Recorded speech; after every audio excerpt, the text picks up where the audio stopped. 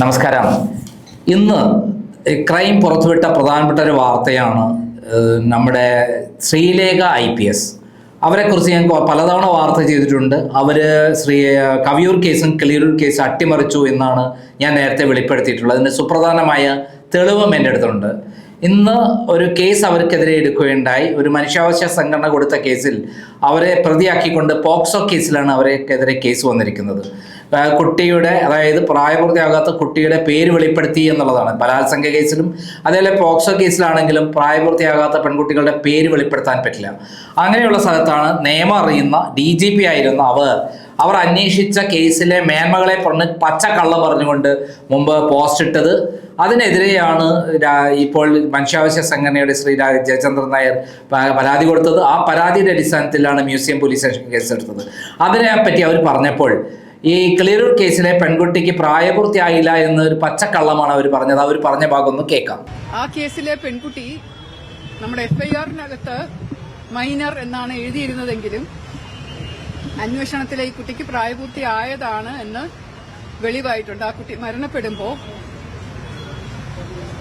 അതിന്റെ പ്രായം 2003-ലാണെന്നാണ് എന്റെ ഓർമ്മ. 2002 രജിസ്റ്റർ ചെയ്ത കേസ് 2003 പെൺകുഞ്ഞ് മരിച്ചുപോയി. അപ്പൊ അതിന്റെ പ്രായം 20-നോട് അടുപ്പിച്ചിട്ടുണ്ടായിരുന്നു. കേട്ടാൽ അത് പച്ചക്കള്ളമാണ്. ശരിക്കും ആ പെൺകുട്ടി പ്രായപൂർത്തിയായിരുന്നില്ല. പ്രായപൂർത്തിയായിരുന്നു എന്ന് പച്ചക്കള്ള പറഞ്ഞുകൊണ്ട് അവർ എഴുന്നള്ളിക്കുന്നത് ആരെ രക്ഷപ്പെടുത്താനാണ്? അതിൽ പ്രമുഖരായ രാഷ്ട്രീയ നേതാക്കന്മാരെ എല്ലാം ഒഴിവാക്കിക്കൊണ്ടാണ് ആ കേസ് അട്ടിമറിച്ചത്.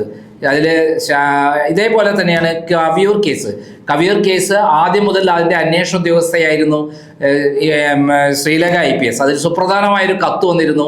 കോടിയേരി ബാലകൃഷ്ണനും MA ബേബിയും അവരുടെ മക്കളും അതേപോലെ സിനിമാ നിർമ്മാതാവും അതേപോലെ കോട്ടയം പോലീസ് സൂപ്രണ്ടായ ഗോപിനാഥും എല്ലാമാണ് ആ പെൺകുട്ടിയെ ബലാത്സംഗം ചെയ്തതെന്നും പ്രായപൂർത്തിയാകാത്ത 15 വയസ്സുള്ള പെൺകുട്ടിയാണ്, നമ്പൂരി പെൺകുട്ടിയാണെന്നുള്ള കാര്യം കൃത്യമായി പറഞ്ഞിരുന്നു. ഇത് അവർ വീണ്ടും പോസ്റ്റ് ഇട്ടിരുന്നു. ആ പെൺകുട്ടിയുടെ പേര് പറഞ്ഞുകൊണ്ടാണ് പോസ്റ്റ് ഇട്ടത്. അതിനെതിരെയാണ് പോക്സോ കേസ് പ്രകാരം അവർ കേസ് കൊണ്ടിട്ട് അത് അങ്ങനെ അതിൻ്റെ അകത്ത് കവിയൂർ കേസ് ഇല്ല എന്ന് പറഞ്ഞ് അവർ ഒഴിയാനാണ് ശ്രമിച്ചത്.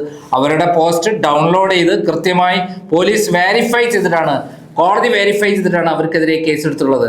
ഇപ്പോൾ അവരത് എടുത്ത് മറച്ചതായാലും അവരൊരിക്കലും ആ ഭാഗം അവർ പറയുന്നത് കേട്ട് നോക്കാം. കവിയൂർ കേസ്, അതിന് കുട്ടിയുടെ പേര് ഞാൻ ഒരിടത്തും വെളിപ്പെടുത്തിയിട്ടില്ല. ആ കേസ് ഞാൻ അന്വേഷിച്ചിട്ടില്ല, അതിനെക്കുറിച്ച് ഞാൻ സംസാരിച്ചിട്ടുമില്ല. അത് നിങ്ങൾക്ക് പരിശോധിച്ചാൽ മനസ്സിലാവും. അപ്പൊ പോലീസ് അന്വേഷിക്കട്ടെ. ഒരു CMP ആവുമ്പോൾ കേസ് എടുക്കണമല്ലോ, പോലീസ് അന്വേഷിക്കണമല്ലോ. അപ്പൊ അന്വേഷിക്കുമ്പോൾ പോലീസിന് മനസ്സിലാവും ഇതിനകത്ത് പോക്സോ ആക്ട് നിൽക്കില്ല എന്നുള്ളത്. പോക്സോ ആക്ട് എന്ന് പറഞ്ഞ് വെറുതെ പേടിപ്പിക്കാൻ വേണ്ടി ഇട്ടിരിക്കുന്നതാണ്. അതുകൊണ്ട് അത് നിൽക്കില്ല. അത് പോലീസ് അന്വേഷണത്തിന് വെളിവാവും. മറ്റു കാര്യങ്ങളിൽ അവർ പോലീസ് അന്വേഷിച്ചിട്ട് ഉചിതമായ തീരുമാനം എടുക്കട്ടെ. ഇത്രയും മാത്രമേ ഇപ്പൊ പറയാനുള്ളൂ. കേട്ടല്ലോ, അവർ മലർന്ന് കിടന്ന് തുപ്പുകയാണ്. കള്ളം പറയുന്നതിൽ ഇത്രയധികം സാമർത്ഥ്യമുള്ള ഒരു ആളാണെങ്കിൽ അവർ പോലീസ് സേനയുടെ ഭാഗത്ത് തലപ്പത്ത് നിൽക്കുമ്പോൾ എന്തൊക്കെ അവർ കള്ളം പറഞ്ഞിട്ടുണ്ടാവും. ഞാൻ ആരോപിക്കുന്ന കുറ്റം രണ്ടെണ്ണമാണ്. ഒന്ന്, കവിയൂർ കേസിൽ അതിൽ ആ പെൺകുട്ടിയുടെ രഹസ്യഭാഗത്ത് സ്പേം ആൻഡ് സ്പെർമാറ്റോസോവ് ഉണ്ടായിരുന്നു. അതായത് ശുക്ലസ്രാവവും ഉണ്ടായിരുന്നു. അത് എന്തുകൊണ്ടാണ് DNA ടെസ്റ്റ് നടത്തി യഥാർത്ഥ പ്രതികളെ കണ്ടെത്താതിരുന്നത്? എന്തുകൊണ്ട് ആ DNA ടെസ്റ്റ് അട്ടിമറിക്കപ്പെട്ടു? ഇത് അവരുടെ ഭാഗത്ത് അവരുടെ നേതൃത്വത്തിൽ നടന്ന കാര്യമാണ്. രണ്ടാമത്, അതിൽ അവർക്കൊരു കത്ത് വന്നിരുന്നു. ആ നേരിട്ട് വന്ന ഹൈക്കോടതി കൈമാറിയ കത്താണ്. അത് ജസ്റ്റിസ് ബസന്ത്, അന്ന് കിളിയൂർ കേസിലെ കേസ് പരിഗണിച്ചിരുന്ന ജസ്റ്റിസ് ബസന്താണ് ആ കേസ് നോക്കിയിരുന്നത്. അപ്പോൾ അദ്ദേഹത്തിന് വന്ന ഒരു കത്ത് ആർക്ക് കൈമാറിയത് DIG ശ്രീലേഖയ്ക്കായിരുന്നു. അന്വേഷണ ചുമതലയുള്ള ശ്രീലേഖയ്ക്കായിരുന്നു. അവരെന്ത് ചെയ്തു? ആ കത്ത് പൂഴ്ത്തിവെച്ചു. ഈ കത്ത് CBIക്ക് കൈമാറിയില്ല. CBI അന്വേഷണ ഉദ്യോഗസ്ഥന് പിന്നീട് മൊഴി കൊടുത്തത് ഈ കത്ത് കിളിയൂർ കേസിൻ്റെതാണെന്നാണ്. ഇവരാണ് ഞാൻ വെരിഫൈ ചെയ്ത് എനിക്ക് കോപ്പി കിട്ടിയിരുന്നു. അവരുടെ ഓഫീസിൽ നിന്ന് ആരോ അയച്ചിട്ട് ഞാൻ അന്വേഷണം നടത്തിയിരുന്നു. അന്ന് ഞാൻ വാർത്ത പ്രസിദ്ധീകരിച്ചിരുന്നു. കൃത്യമായി തന്നെ ഈ കാര്യത്തെക്കുറിച്ച് ഞാൻ ഡീറ്റെയിൽ ആയി സ്റ്റോർ ചെയ്തിരുന്നു. ആ കത്തിൽ എനിക്കതിൽ 50 ലക്ഷം രൂപ നോട്ടീസ് അയച്ച് MA ബേബിയും കോടിയേരി ബാലകൃഷ്ണൻ നോട്ടീസ് അയച്ചിരുന്നു. എന്നാൽ കേസ് ഫയൽ ചെയ്തില്ല. കാരണം കേസ് ഫയൽ ചെയ്താൽ അവർ കുടുങ്ങുമായിരുന്നു. അങ്ങനെയുള്ള സംഭവത്തിൽ പിന്നീട് കവിയൂർ കേസിൽ നന്ദകുമാരൻ നായർ എന്ന് പറയുന്ന ഭൂലോക ഫ്രോഡ് SP ആയിരുന്നു. അവർ ഈ കേസ് അട്ടിമറിക്കാൻ വേണ്ടി കൂട്ടുവന്നു. ലതാ നായർ മാത്രമാണ് പ്രതി എന്ന് പറഞ്ഞുകൊണ്ടാണ്, അതായത് ഈ പെൺകുട്ടി ബലാത്സംഗത്തിനിരയായിട്ടും ശുക്ലസ്രാവ രഹസ്യഭാഗത്തുണ്ടായിട്ടും ബലാത്സംഗം ചെയ്തത് ലതാ നായർ എന്ന് പറഞ്ഞുകൊണ്ടാണ് ഈ നന്ദകുമാരൻ നായർ എന്ന് പറഞ്ഞ പരമതെണ്ടിയായ CBI SP ഇങ്ങനത്തെ ഒരു അന്വേഷണ റിപ്പോർട്ട് ഫയൽ ചെയ്തത്. ആ ഫയൽ ചെയ്ത അദ്ദേഹം പിന്നീട് ഞാൻ കോടതിയിൽ ആവശ്യപ്പെട്ടു ഈ കത്ത് ഹാജരാക്കണം.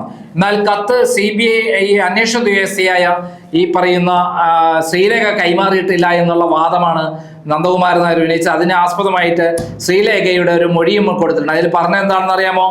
ഈ കത്ത് കിളിരൂർ കേസിൻ്റെതാണെന്നാണ്. എന്നാൽ ഈ കിളിരൂർ കേസിന്റെ വാദം നടക്കുമ്പോൾ കവിയൂർ കേസിനെ കുറിച്ച് വന്ന കത്താണ്. ആ കത്തിൽ വളരെ വ്യക്തമായി പറയുന്നുണ്ട്, കോടിയേരി ബാലകൃഷ്ണൻ ഒരു സിനിമാ നിർമ്മാതാവ് എന്ന് പറഞ്ഞ രൂപത്തിലാണ് ഈ കുട്ടിയെ ബലാത്സംഗം ചെയ്തത്. അതേപോലെ MA ബേബി ബലാത്സംഗം ചെയ്തിരുന്നു, അവരുടെ മക്കളും ഈ കുട്ടിയെ ഉപയോഗിച്ചിരുന്നു എന്ന് പറയുന്ന കാര്യമാണ് ഇതിനകത്തുള്ളത്. ഈ കത്ത് എന്തുകൊണ്ട് പൂഴ്ത്തിവെച്ച് എന്തുകൊണ്ട് അട്ടിമറിക്കപ്പെട്ടു? ഇതിന് ഉത്തരം പറയണം. ആരെ രക്ഷിക്കാനായിരുന്നു? എന്നിട്ട് പിന്നീട് മൊഴി പറഞ്ഞപ്പോൾ ഞാൻ ഇതൊന്നും ഓർക്കുന്നില്ല എന്ന് പറഞ്ഞിട്ടും അവർ മൊഴി നൽകി. ഇങ്ങനെയുള്ള തട്ടിപ്പുകാരിയായ ശ്രീലേഖയാണ് ഇപ്പോൾ തിരുവനന്തപുരത്ത് BJP യിൽ ചേർന്ന് BJP യെ പോലും പറ്റിക്കാൻ ശ്രമിക്കുന്നത് എന്നുള്ളതാണ് സത്യം. നന്ദി, നമസ്കാരം.